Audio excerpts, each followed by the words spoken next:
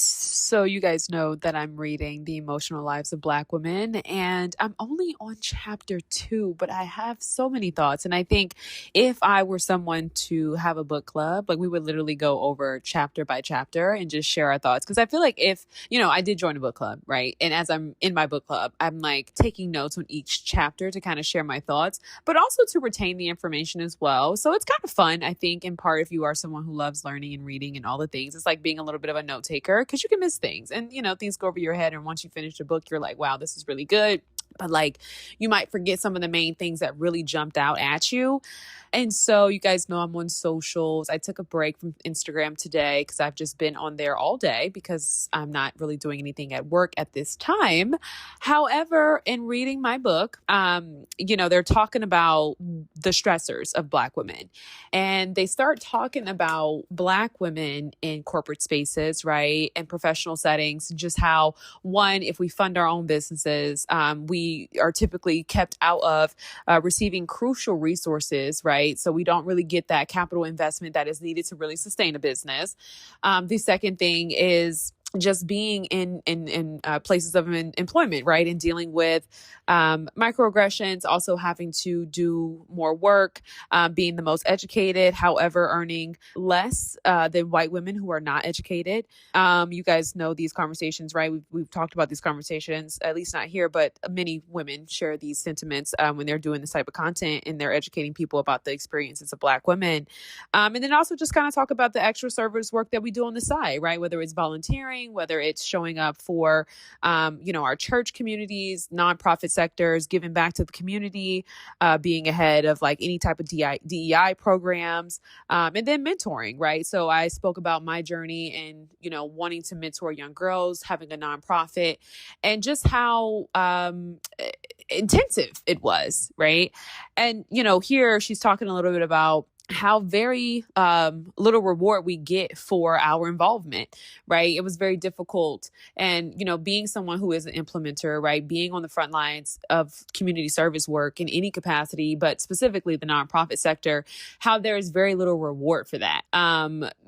There is no reward for that, right? There might be some moral reward, but, you might get met with people who are not very, or children and girls, right, that are not very receptive to your program. I think I shared this in earlier podcast episodes years ago when I was doing the work, just kind of how mentoring has changed for many of us, right? People no longer are looking to young professionals within their communities. They're no longer looking for that particular type of role model, but instead they're looking up to celebrities and they're kind of finding their own role models through parasocial relationships, given their access to social media. So it's not very rewarding, right? A lot of times you're dealing with all the things on the back end, from the financials to the planning, to the program coordination, to meeting with people, to having to pitch your program and try to partner with other white institutions that, are in Black communities serving Black kids. However, but everybody in the head of the organization is white.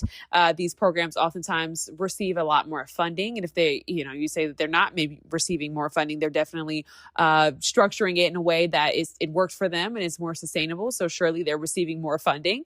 You know what I mean? It doesn't really take a rocket science to kind of see that a lot of the community programs that center or service Black people and in those in underserved communities are well-oiled, right? They're well-oiled machines. They're able to work. They're able to allocate, do what it is they got to do. And when you walk into these places, right, the person at the front desk is a white man or woman. When you go back and talk to the director, it's a white man or woman, right, here in the heart of these underserved communities. So that's interesting. But she also says here that they do not count towards our advancement. And I just finished getting off of Instagram, like I said, but I have watched the video where there was a woman, and her child, and, she had a certain type of aesthetic, which I thought was very interesting in the sense that just, how much aesthetics and things like that have changed, right? We kind of had this rise in Black women gaining access to like the 6-figure guy or whatever the case may be, being in these parasocial and like these proximities to celebrities, and many women were undergoing these very expensive surgeries, right? These very expensive cosmetic enhancements. And this is for the first time, I think, we've seen Black women under the needle like that. You know what I mean? For the most part, it was like, hey, if you want you a thick woman, you would go and get you a thick woman. But then it was like these demands or these expectations to say, well, if she's a thick woman, she can't have a waist, right? And so typically we know if you got the thighs, you're going to have the arms, you might have the stomach. But now the standard has kind of like changed. And so it was like, we want skinny, but we want this very kind of like this cartoon, body type that doesn't actually exist. And so a lot of Black women went under the needle, which I would say was like a very historic turning point, because I've never seen it before. I don't even know Black women to have, had that level of cosmetic surgery at all, right? That's always kind of been a white woman's thing. And that was the first time we've seen that. And so anyway, I'm seeing this woman and she's doing her content, whatever. It's very brief. I don't have anything to say about this woman, but, she's a mom. She shares certain things about it. And, I was just thinking about how for so many Black women, and she talks about this in the very first chapters of the book, just how we carry so much and yet we make it look so easy. Many women who are doing this work of like content creation, and it could be because of these cosmetic enhancements, right? They're not really able to kind of go back into the workforce, right? Depending on the type of work that it is that they're trying to do, depending on, whatever credentials they have or don't have, right? They're not typically likely to be socially accepted in a corporate professional setting where, there still is an expectation for how we look. And those expectations, I think, are still very persistent in the world today. It's just that social media and being in proxy to fame kind of gave people the illusion that these barriers no longer existed. And so people kind of made these very temporary decisions based on a cultural trend and a heightened moment. And I think they're life altering, not just solely for health reasons, right? But for what that means to kind of show up and be an individual in the world who has to go and possibly get a job, right? And so, thank God we do have the creator community, because there are some people who are dependent on that. But I think about these things in real life, right? And then there was the video where A$AP Rocky is talking about Rihanna, and A$AP Rocky, we don't know A$AP Rocky, so I'm not really going to get too much into how he shows up and all the things. But one thing that I can say underneath the surface and something that I kind of just discern about A$AP Rocky is like, wow, this is just a kid from Brooklyn or wherever he's from, right? I don't understand why I said Brooklyn. He's from New York. I know that much, right? But like, this is just somebody from New York, right? And like, as he's talking, he's just like sharing, what he loves about Rihanna and how she was there for him. There was a comment that, and let me say this too, because I think sometimes, we see comments and people are like, well, you want to remain objective and have your own thoughts before you go to the comments, right? Because you go to the comments and it's like, okay, you start seeing what other people are seeing even before you got to make your own conclusion. But I too resonated with the comment, and what I was really hearing was how for many Black women, right, in our relational dynamics with Black men, we have to earn that level of love. I'm going to pause there. We have to earn a level of commitment from Black men in our relationships. It's not something that is freely given. Love from Black men is not something that is freely given to Black women. It requires an extensive amount of labor. And for many of us, it's not labor that is rewarded. Not every woman ends up with the loyalty and the devout protection from an A$AP Rocky. And also not many Black women are willing to kind of like endure the hardship, right? In the intensive labor that is required to be in a committed relationship with a Black man. I don't think we realize it. You might say, well, Jalen, you're thinking too deeply. I'm not. I'm telling you the reality, right? The reality is that for many Black women, we don't get love freely. We are to endure. And typically what you a lot of times see with women is they've endured so much, and that's how they finally got married. That's how they finally got this commitment from their partner, right? It's enduring the cheating. It's enduring the abuse. It's enduring his, battles with racism and the things that he can't even articulate, the low self-esteem, right? The economic inequalities and disparities and all the things, right? And I had read up a piece. I'd never published it, but, makes me think about the Zora Hurston, her just saying like, we are their mules, not necessarily Black men, but just America, Black men included, but like America, right? And I think that is something that is very sobering and it's very sombering. You know what I mean? It brings a lot of somber, I would definitely say, to my own heart. And in the books, she's going to take us through this process, this emotional process where,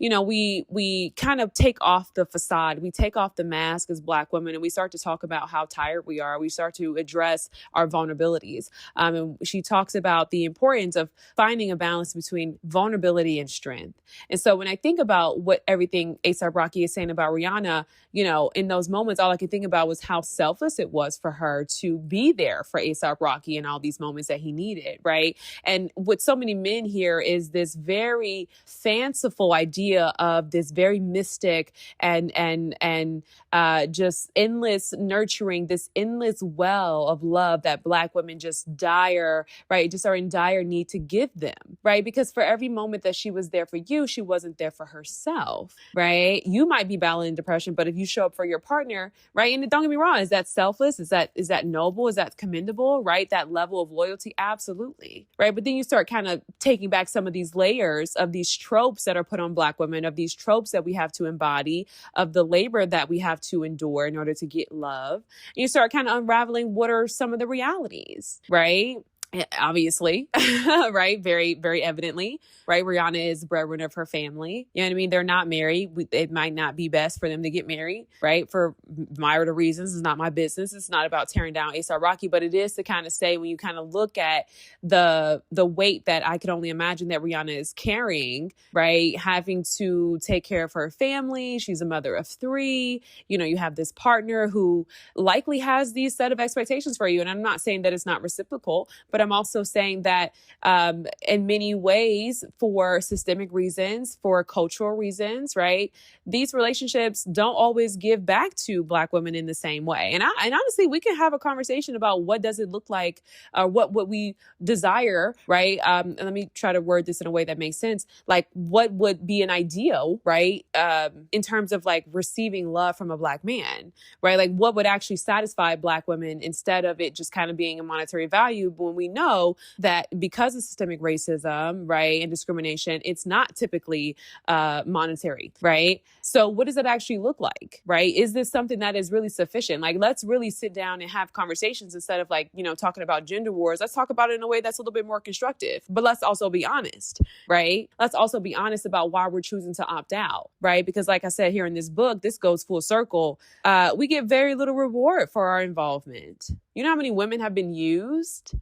Yeah, it doesn't always result in him being devoutly loyal to you. It doesn't always result in commitment. It doesn't always result in any type of reciprocity, any type of safety, any sense of protection. It doesn't always result in that.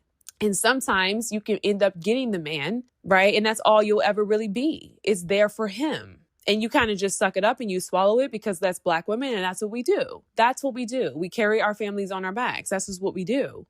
So this is not just about Rihanna and A$AP Rocky. This is just about the overall expectation that is consistent. And it was interesting because I seen a male that I followed like the post, and I think about just the weight of that. I don't think people know the grief that Black women carry. And I think it's time that we kind of start having conversations about it instead of, doing the content as single moms. Not saying there's anything wrong with that, because to be honest, I think that social media has become such a powerful outlet for our creativity, where economic opportunities and environmental protection have not allowed, right? Like I was talking about this in a previous clip. I didn't post it, but I shared a little bit about my background. I talked about the weight of just not really feeling safe and having to kind of do the work to feel safe in the world, to feel safe in my body as a Black woman.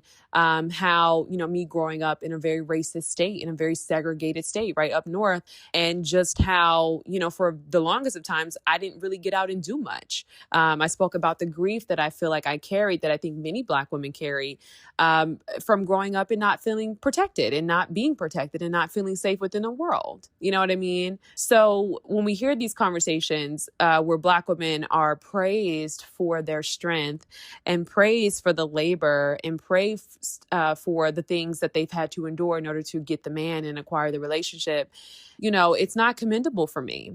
And something else I think about recently in my own life and relationships with Black men is that when we fall short of this very superwoman ideal, Black men are very disappointed by that, right? There is an expectation that as a Black woman, let me get my thoughts together. Whew, hang on. There is an expectation for you to always have it together. There is an expectation for you to just know the right thing to do, the right thing to say, right? You hear men talk about this all the time, like, oh, she was there for me when I was vulnerable. And you start thinking about the ways in which men can really be manipulated with these very minimal things, right? These very minimum expectations for relationships. But yeah, I'm just listening to these things and I'm just like, just kind of noticing how in my own life, if you don't respond, right, in the best, perfect, idealized way, right? I don't want to say feminine way, I'll say Black woman's heroic way, right? When you fall short of that ideal, people don't really want anything to do with you. Right? As a Black woman, people don't really know what to do with you when you are not of some service, right? And we hear men talk about this in regards to provision. And I think in one part, yes, slavery, and one part, yes, just being within American society and being Black and how our bodies have always been a means of labor. But I also think that aside from that, you know what I mean? Black women just kind of honing in on Black women, it's always kind of been about what you can do for your man, right? It's all about how you make him feel. It's all about, whether or not you're there for him, right? I mean, are there women who share the same, share stories about how their partners were there for them? Yes. And it's a very rare thing. There is not a collective expectation. I think we're finally getting to a point today, which even still, I think women are being silenced in regards to it. And it's kind of being put off as some feminist rhetoric. But there are women today who are like, hey, you know what I mean? I want to be heard too. I want to be listened to as well. Right. But that's not typically what it is. Right. The minute that women start to demand some level of reciprocity, Black women specifically, then that's when relationships really start to break down. Right. As long as you're with your male and you're supporting him and you're doing all the things for him, you have to find ways to take care of you. Right. Because he may very well be falling short, maybe not just economically, but also maybe economically in other areas as well. But that's because there is no expectation for him to be of service in any other way. So when I think about, prime example, when you think about a Rihanna and the Jay-Z, and it's like, okay, this man is not necessarily doing the things financially. We don't know. But if I had to assume, you talk about a billionaire, right? You talk about an artist. It's like, I don't know. You know what I mean? I don't know. So I don't want to go off the rails and I don't want to lose my thought process in regards to this. I'm going to continue reading, but I wanted to come on and kind of share this. This is chapter 2. And I just wanted to talk about, and maybe we'll do a little book club on this podcast. Maybe next time I come back on here, we'll talk about chapter 3 and 4 and 5, because y'all need to know about the lives of Black women. Y'all need to know about the things that we carry, right? You need to know why I need to be in the house before 9, why I'm afraid to go outside my house at after 9, if I'm not going with friends, if I'm going by myself, because it's not safe, quite literally. And I have to protect myself. I have to be mindful of my surroundings. I don't think that Black women carry that same onus. Why? Well, because I see them running. I see them running on my way home. They're outside, right? There's probably a Chad or a Brad at home waiting for them. And this is not just in comparison to white women. That's all women, most women that are not Black. So Black women carry a very unique, I personally believe, a very unique societal expectation and standard relationally, right? And in their relationships to people, right? And I don't know. So it's just something to think about. Like I said, I don't want to keep regurgitating what I'm saying. I also don't want to botch my words and take away from everything I was trying to say by over explaining. But I think this conversation is important. You know what I mean? I really do. I really think this conversation is important. Like I said, I don't know too many Black women who are loved and chosen and safe, and men are committed to them solely for who they are. And that is something to really grieve, right? Like I said, not all of these relationships end up with this man being devoutly devoted to you, right? The relationships that we admire the most, the A$AP Rockies, a lot of the women that have married and whatever, they have gone through very stressful times with this partner, right? And it's something that is commendable. But the thing is, right, what is so commendable about it? Because Black women, when Black women are struggling, when Black women are trying to get on their feet, when they're out here trying to take care of their families or whatever, right, there is no one who is there to love on them and who's there with them while they're building, who's there with them while they're taking care of their families or whatever, right? It's not commendable, right? And if you're saying that gender plays a role, okay, by all means, right? But I just think that overall, it goes back to the reality of how we relate to Black women and what our expectations are of Black women, and that's just the truth. And so the labor is extensive, and it extends in our relationships and in all capacities, whether it's work in our relationships. Very seldom is there any reward. So have with that you will.